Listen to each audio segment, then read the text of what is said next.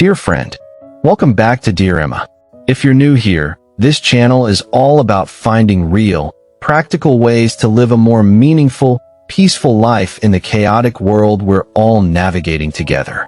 Today, we're talking about something that has the power to literally change lives, and that's not an exaggeration. We're looking closely at daily gratitude rituals and how they can transform your inner world from a place of constant anxiety to one of genuine peace. Now, you might be thinking, gratitude? Really? That's what's going to fix my stress. That's a natural reaction.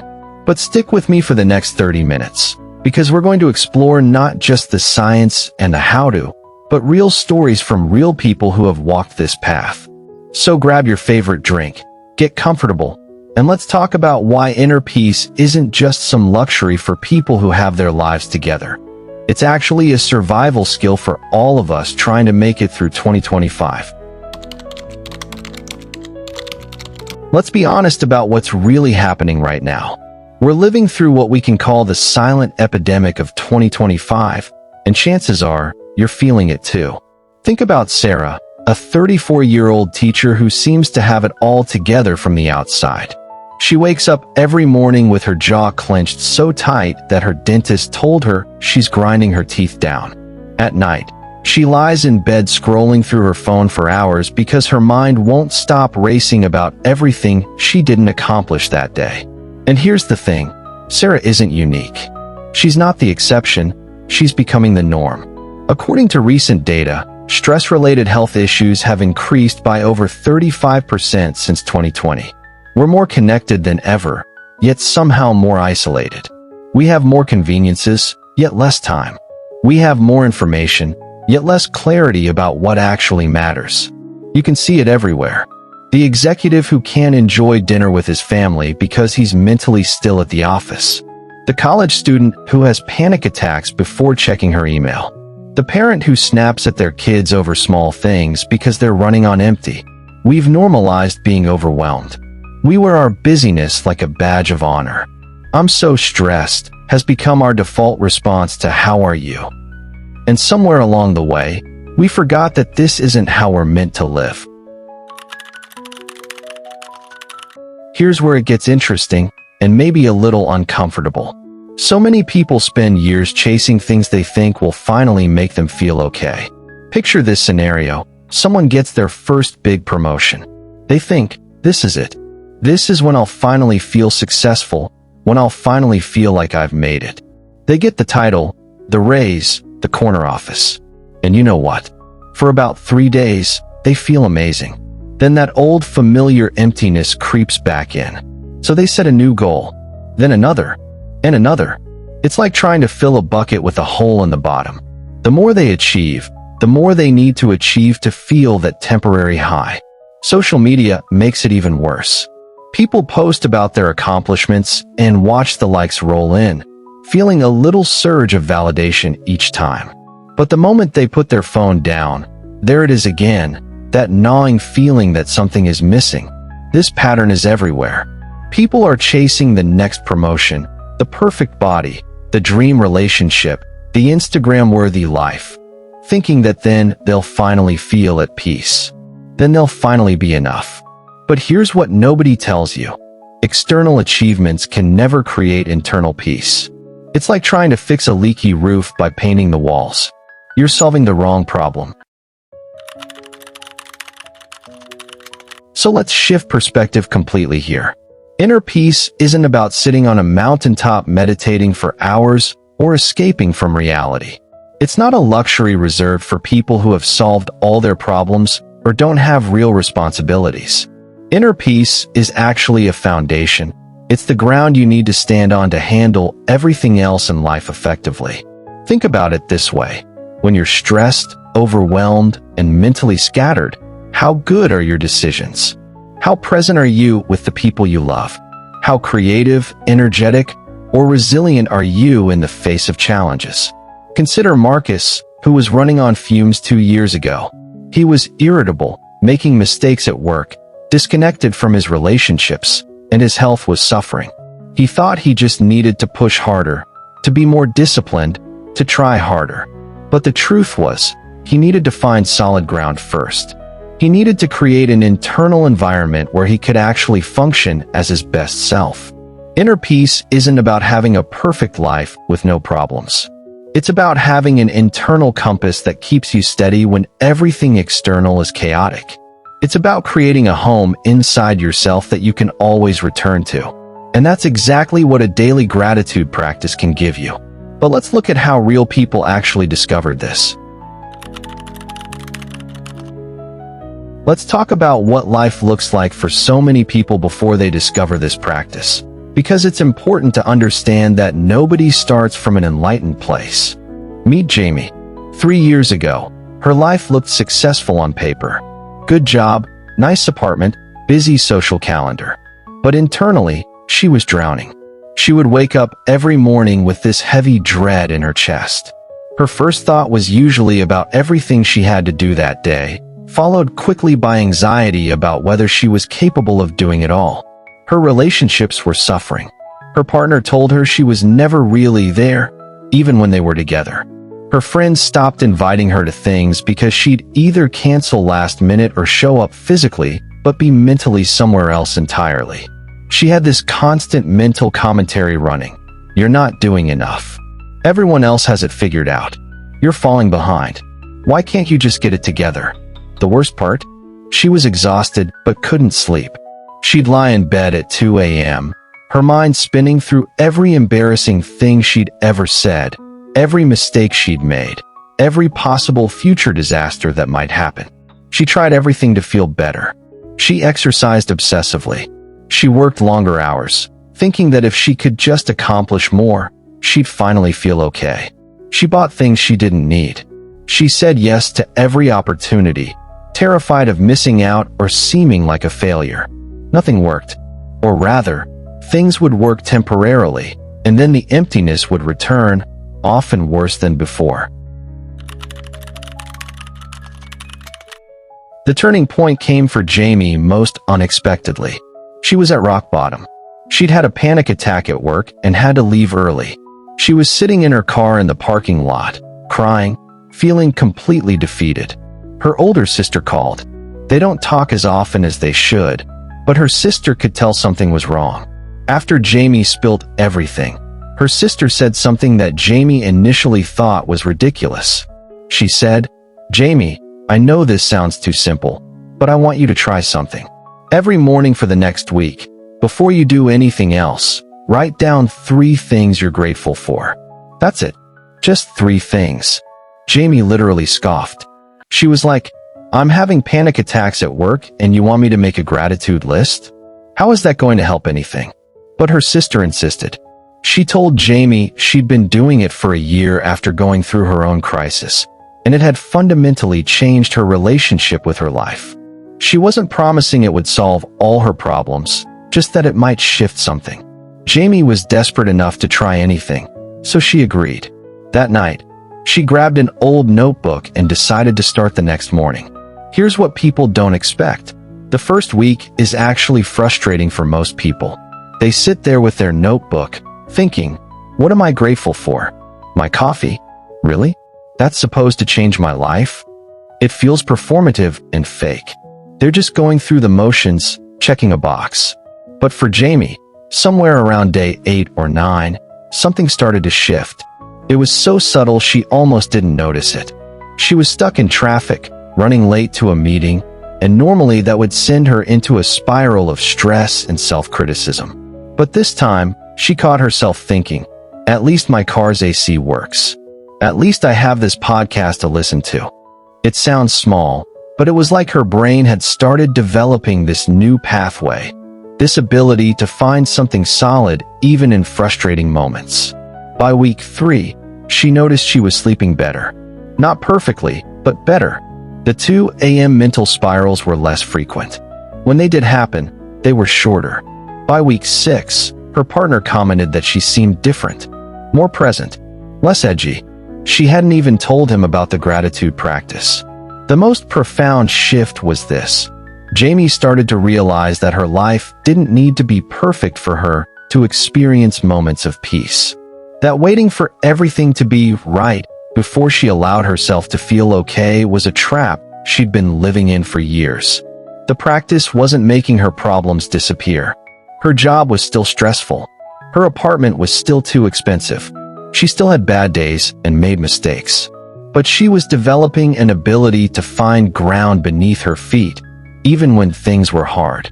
She was learning to notice what was actually working in her life, not just what was wrong. And that changed everything. It wasn't dramatic or instant. It was like watching a photograph develop slowly, gradual, but undeniable. The person she was becoming through this simple daily practice was someone she actually wanted to be. Someone calmer, kinder, more resilient. Someone with access to inner peace, even on the chaotic days. Okay, so you might be thinking, this sounds great, but what do I actually do? Let's walk through an exact practice that you can start tomorrow. We'll call it the 5-minute miracle, and it's simpler than you think. First, the logistics. You need 3 things. A journal or notebook. Doesn't need to be fancy. A $3 notebook from the drugstore works perfectly. A pen that you like writing with. And a quiet space where you can sit for 5 uninterrupted minutes. Here's what this could look like for you. You wake up, and before you check your phone. This is crucial. Before you check email or social media or the news, you go to your designated spot. Maybe it's a chair by your bedroom window, a corner of your kitchen table, or even just sitting up in bed. Find a spot that can become your gratitude spot. Set up a small space where you keep your journal and pen. It should be somewhere you'll see it first thing in the morning. When you sit down, take 3 deep breaths. Then write. Date the page, and then write down 3 to 5 things you're grateful for.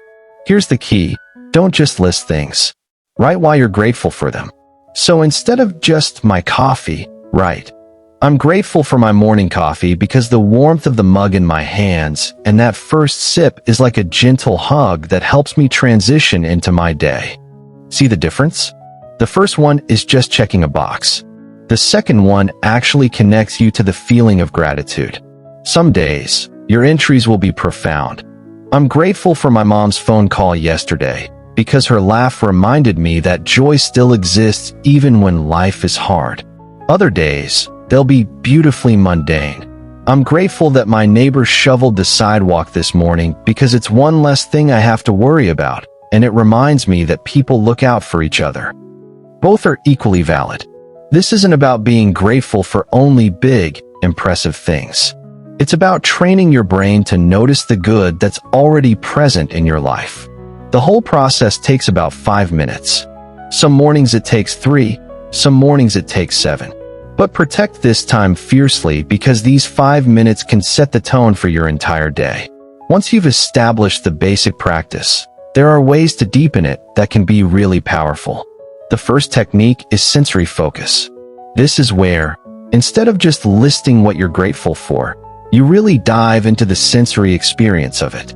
For example, instead of, I'm grateful for my morning walk, you might write, I'm grateful for my morning walk, the sound of leaves crunching under my feet, the cold air on my face that makes me feel alive, the way the sunrise painted the sky this morning in shades of pink and orange that looked like someone had spilled watercolors across the horizon. This level of detail does something powerful. It forces you to actually relive the experience as you write about it, which amplifies the positive emotion and creates stronger neural pathways around appreciation. The second technique is what we can call future-pacing gratitude. This is where you express gratitude for things you're working toward or hoping for, as if they've already happened. This might sound strange, but stay with me. It's actually about training your brain to feel the positive emotions associated with your goals, which research shows increases motivation and follow-through. So you might write, I'm grateful for the presentation I'm giving next week going smoothly, for feeling confident and prepared, for connecting with the audience, and for the sense of accomplishment I'll feel afterwards. This isn't about manifesting or positive thinking as a cure-all. It's about creating positive associations with challenging things instead of only associating them with stress and anxiety. The third technique is gratitude for challenges. This one takes time to embrace, but it can be one of the most transformative. Once a week or so, write about something difficult you're going through and find one aspect of it to be grateful for. Not in a toxic positivity way, but in a growth way. Like, I'm grateful for the conflict I'm having with my coworker because it's teaching me to set better boundaries and communicate more clearly, which are skills I've needed to develop for years. This practice doesn't minimize the difficulty. It just helps you extract wisdom and growth from hard experiences instead of only feeling victimized by them. Let's address the two biggest obstacles people face, because they're incredibly common. Challenge number 1. I don't feel grateful. I'm just writing words on a page, and it feels fake. This is completely normal. Here's what helps. Give yourself permission for it to feel mechanical at first. You're building a new neural pathway, and it takes time. Think of it like going to the gym. The first few weeks, you're sore, and everything feels awkward, and you question why you're doing this. But you keep showing up, and eventually, your body adapts. Your brain works the same way. Also, if you're really struggling to feel grateful, start even smaller. Instead of 5 things, write 1. And make it something so simple and immediate that it's undeniable. I'm grateful I'm breathing right now. That's it. That's enough. Because it's true, and it's grounding, and some days that's all you've got, and that's okay.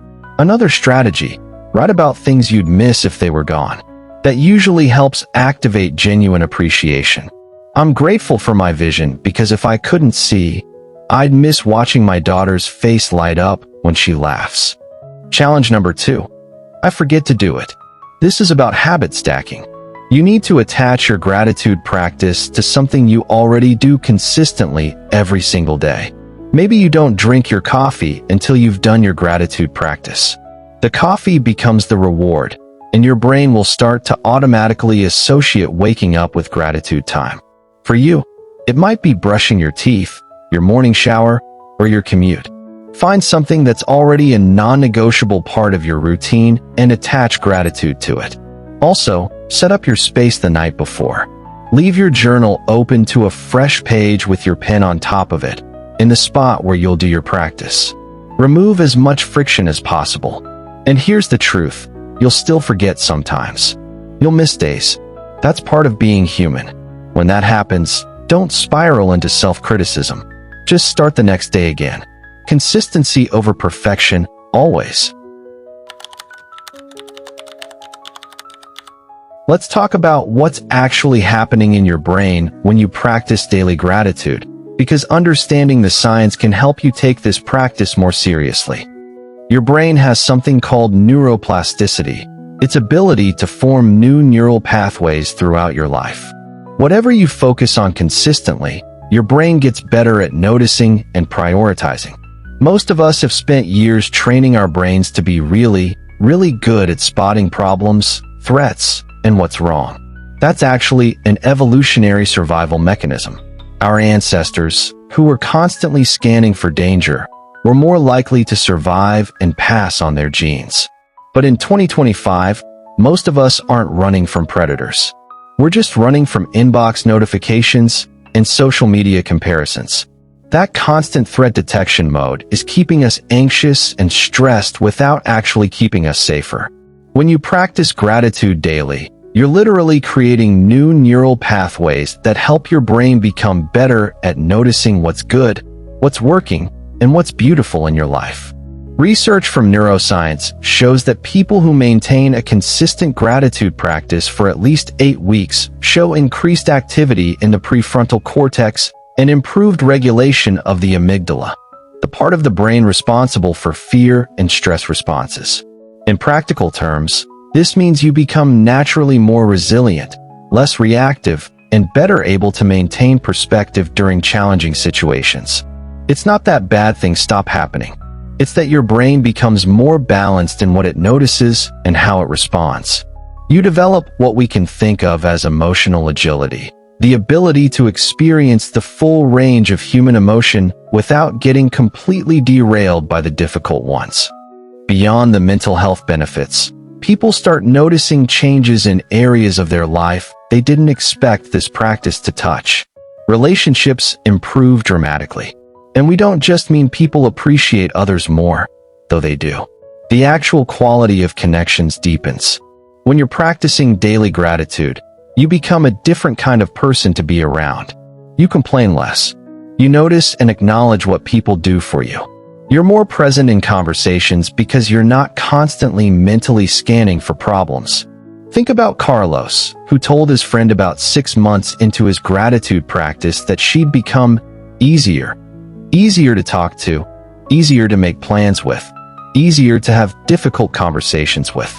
She was less defensive, more open, more generous in how she interpreted people's intentions. Sleep improves significantly for many people. Those 2 a.m. anxiety spirals become rare instead of nightly. This happens because the gratitude practice helps close the mental loops we tend to leave open all day. The worries, the regrets, the what-ifs. When you end your day, some people do a second gratitude practice at night. By acknowledging what went well, your brain can actually relax. It's like giving your mind permission to rest because you've actively recognized that yes, there were good things today, and yes, you're okay. And here's one many people don't see coming. Creativity explodes. People start having more ideas, more solutions to problems, more inspiration for projects they care about. This happens because creativity requires mental space and a sense of possibility. When you're stuck in survival mode, constantly stressed and overwhelmed, there's no room for creativity. But when you create regular moments of peace and appreciation, you're essentially clearing space for new ideas to emerge. A recent study from the Greater Good Science Center found that people who practiced daily gratitude showed increased problem-solving abilities and creative thinking compared to control groups. Let me tell you about Jennifer, because her story illustrates the ripple effect of this practice better than any explanation can. Jennifer was going through what she described as the darkest period of her life about 2 years ago. She'd just gone through a devastating divorce, was struggling financially, and had basically lost her sense of who she was outside of being a wife and mother. She was so depressed she could barely function. Getting out of bed felt like climbing a mountain. She later shared that she'd seriously considered whether life was worth living anymore. A friend shared this gratitude practice with her, very gently, not as a fix, but just as something that had helped. At first, Jennifer wasn't sure she could even manage it. When you're that deep in depression, even simple suggestions can feel overwhelming. But she started. Every morning, just 3 things. The first week, she wrote the same 3 things every day: her kids, her dog, and coffee. That was all she could find. Week 2, she added a 4th, the sunrise she could see from her kitchen window. Week 3, she noticed her neighbor had left flowers on her doorstep and added that. Over the next year, Jennifer slowly, gradually, rebuilt her life. She started a small business doing graphic design from home. She reconnected with old friends. She began dating again when she felt ready. When asked recently about the turning point, she said it was the gratitude practice. Not because it magically fixed everything, but because it gave her one small thing she could control when everything else felt chaotic. It gave her proof, every single day, that there was still good in her life worth living for.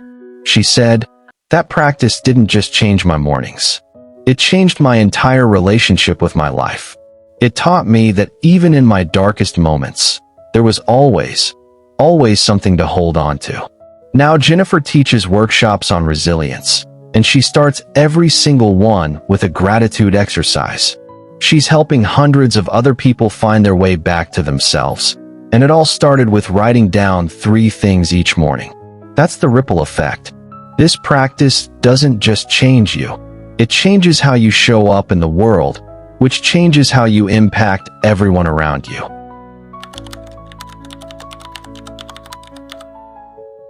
So here we are, near the end of our time together, and there's a challenge for you. Let's call it the Gratitude Habit Challenge. And the invitation is to start today. Not tomorrow, not Monday, not when life calms down. Today, here's the challenge. Commit to writing down 3 things you're grateful for every single day for the next 30 days. That's it. 3 things every day for a month. Get a notebook. It can be anything. Doesn't need to be special. And put it somewhere you'll see it first thing tomorrow morning. Set an alarm on your phone right now called Gratitude Time for whenever makes sense in your morning routine. Maybe it's 6 a.m. or 7 a.m. or 9 a.m. or whenever you typically wake up. When that alarm goes off tomorrow, before you check your phone for anything else, write down 3 things. Spend just 5 minutes with this practice. That's less time than most of us spend scrolling through social media or checking emails. Do this every single day for 30 days.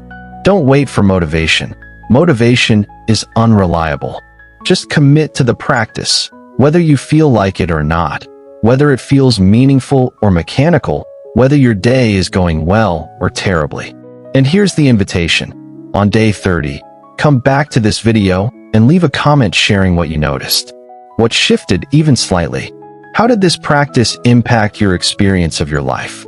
Every comment gets read, and there's genuine excitement to hear about your journey with this. If you want extra support, tag a friend in the comments right now who you think would benefit from this challenge. Do it together. Send each other your daily gratitudes. Make it a shared practice. That accountability can be incredibly powerful. Before we wrap up, let's emphasize something crucial. This practice is not about perfection. It's about consistency. You're going to miss days. You're going to have mornings where you forget or you're running late, or life just gets in the way. That's okay. That's normal. That's being human. When you miss a day, you don't restart at day 0. You don't beat yourself up. You don't tell yourself you're bad at this or it's not working. You just start again the next day. The magic isn't in doing it perfectly. The magic is in coming back to it again and again, even when it's imperfect. People who have been practicing daily gratitude for years still miss days occasionally. The difference is they don't let missing one day become missing a week. They just pick up where they left off. Think of this like brushing your teeth. If you forget to brush your teeth one morning, you don't say, "Well, I guess I'm done with dental hygiene forever." You just brush them the next time. That's the approach to take with this practice. Also, let your practice evolve. Maybe you start with 3 things and eventually move to 5.